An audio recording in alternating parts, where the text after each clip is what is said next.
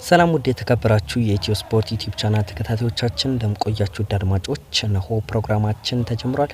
በዛሬው ፕሮግራማችን በተለይ ከአርሰናል ጋር በተያያዘ ወሳኝ የሚባሉ የዝውውር ጉዳዮችን ለማንሳት እንሞክራለን። አሁን ላይ አጓጊ ይመስላል። የክረምት የዝውውር መስኮት ሊከፈት ወደ 15 ቀናት ነው የሚቀሩት። ከነዚህ 15 ቀን በኋላ የዝውውር መስኮት ይከፈታል። አርሰናል ትልቅ እንቅስቃሴ ያደርጋል ተብሎ ይጠበቃል። የትኛውን ተጫዋች ያስፈርማሉ? አሁን ግልጽ እየሆነ የመጣ ይመስላል። መድፈኞቹ የክንፍ ተጫዋች እንዲሁም ደግሞ የፊት መስመር ተጫዋች ማስፈረማቸው ግልጽ የሆነ ጉዳይ ነው። ውድ አድማጮቻችን እነዚህና ሌሎች አጫጭር የአርሰናል መረጃዎችን የምናስደምጣችሁ ይሆናል። ለቻናላችን አዲስ ከሆናችሁ ሰብስክራይብ፣ ላይክ እንዲሁም ሼር እያደረጋችሁ የአብሮነት ቆይታችሁን ከኛ ጋር እንድታደርጉ የተለመደው የአክብሮት ግብዣችን ነው። እንግዲህ አሁን ደግሞ መድፈኞቹ ሲሪየስ የሆኑ ይመስላል። ኮት ኦፍ ሳይድ አንድ መረጃ ይዞ ወጥቶ ነበር። ሮድሪጎ በአርሰናል ይፈለጋል።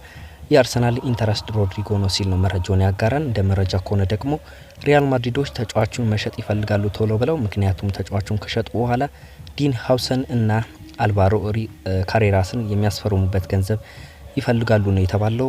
ሮድሪጎ በማድሪድ ቤት አሁን ላይ ደስተኛ አይደለም ነው የተባለው። እንደ መረጃዎች ከሆነ ደግሞ ማርካን እንደዘገበው ከሆነ ሮድሪጎ ከክለቡ መልቀቅ እንደሚፈልግ እየገለጸ ይገኛል። ሪያል ማድሪድ ደግሞ ቶሎ ይህንን ጉዳይ ማጣራት ይፈልጋሉ ወይም ደግሞ ሮድሪጎን ቶሎ ብለው ይህንን ሀሳብ እንዲገልጽላቸው ይፈልጋሉ ሲል ነው መረጃዎች የሚጠቁሙት። ስለዚህ ሮድሪጎ ወደ አርሰናል የሚሄድበት እድል አለ የሚሉ መረጃዎች በስፋት እየወጡ ይገኛሉ። አርሰናሎችም ይህንን ተጫዋች ይፈልጉታል፣ ግን ከፍተኛ ገንዘብ መክፈል ይጠበቅባቸዋል።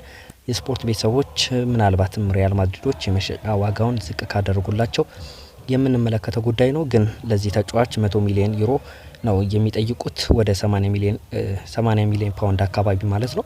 አርሰናል ተጫዋቹን የግሉ ለማድረግ ከፍተኛ ይህንን ገንዘብ መክፈል ይጠበቅበታል።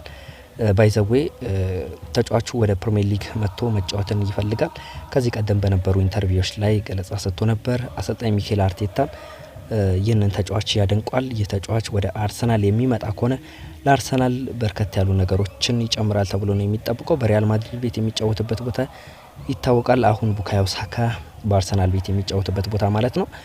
በሱም ብቻ አይደለም ተጫዋቹ የሚጫወተው፣ በላይ በኩል በማርቲኔሊ ቦታ መጫወት የሚችል አቅም ያለው ተጫዋች ነው። በሁለት ቦታዎች መጫወት ይችላል። በጣም ታዳጊ ጥሩ አቅም ያለው ተጫዋች እንደሆነ ይታወቃል። ከአርሰናል የጨዋታ ታክቲክ ጋር አብሮ የሚሄድ ተጫዋች ነው ሮድሪጎ።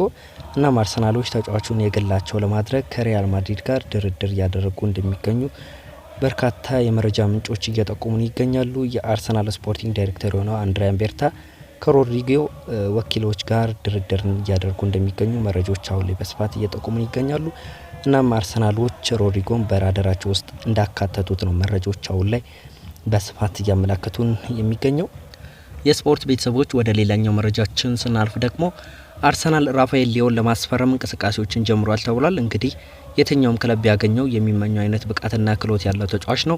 ራፋኤል ሊዮ በኤሲ ሚላን 200ኛ ጨዋታውን ካከናወነ በኋላ በዚህ ማሊያ ተጨማሪ ዓመታትን የሚቆይ አይመስልም። መድፈኞቹ ተጫዋቹን ላይ ፍላጎት እንዳላቸው ከዚህ ቀደም የተገለጸ ጉዳይ ነው። ስማቸው በተደጋጋሚ ሲያያዝ ቆይቷል። እናም አሁን ላይ አርሰናሎች የዝውውሩን ሁኔታ ጠለቅ ብለው እየተመለከቱት ይገኛሉ። ከተጫዋቹ ወኪል ጋር ለድርድር ለመብቃት መዘጋጀታቸውን ነው መረጃዎች በስፋት የሚጠቁሙት።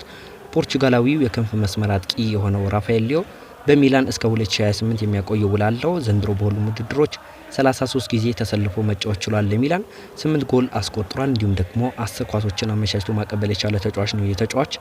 እናም አርሰናሎች ለዚህ ተጫዋች እስከ 55 ሚሊዮን ፓውንድ የዝውውር ክፍያ ማዘጋጀታቸውን ነው ፉትቦል ኢንሳይደር የገለጸው። እናም በሚቀጥሉ ሳምንታት የዚህ ተጫዋች መዳረሻ የት ይሆናል የሚለውን ጉዳይ አብረን የምንመለከተው ጉዳይ ነው። ነገር ግን አርሰናሎች አሁን ላይ ከተጫዋቹ ጋር እንዲሁም ደግሞ ከወኪሎቹ ጋር ንግግርና ድርድር እያደረጉ እንደሚገኙ መረጃዎች እየጠቁሙን ይገኛሉ።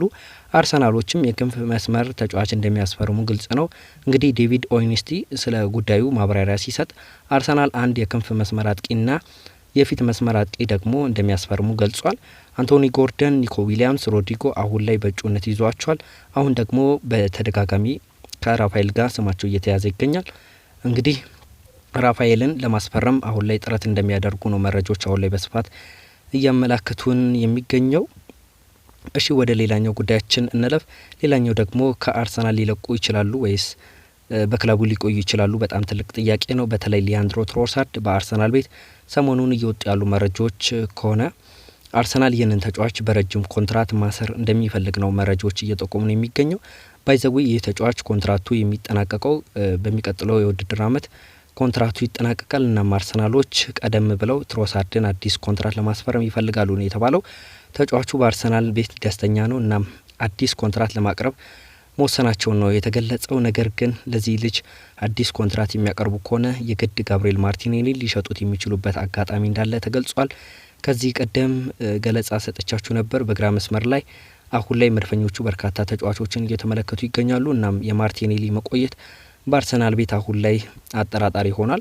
ትሮሳርድ ግን በአርሰናል እንደሚቆይ ተገልጿል። ታማኝ የሚባለው የአርሰናል ዘጋቢ የሆነው ሳሚ ሞክቤል ይህንን መረጃ አጋርቶናል። ውድ አድማጮቻችን ለሳቱ የነበሩን አጫጭር የአርሰናል ስፖርታዊ መረጃዎች ይህንን ይመስላሉ። ሀሳብ አስተያየት ካላችሁ የሀሳብ መስጫ ሳጥናችን ላይ ያጋሩን።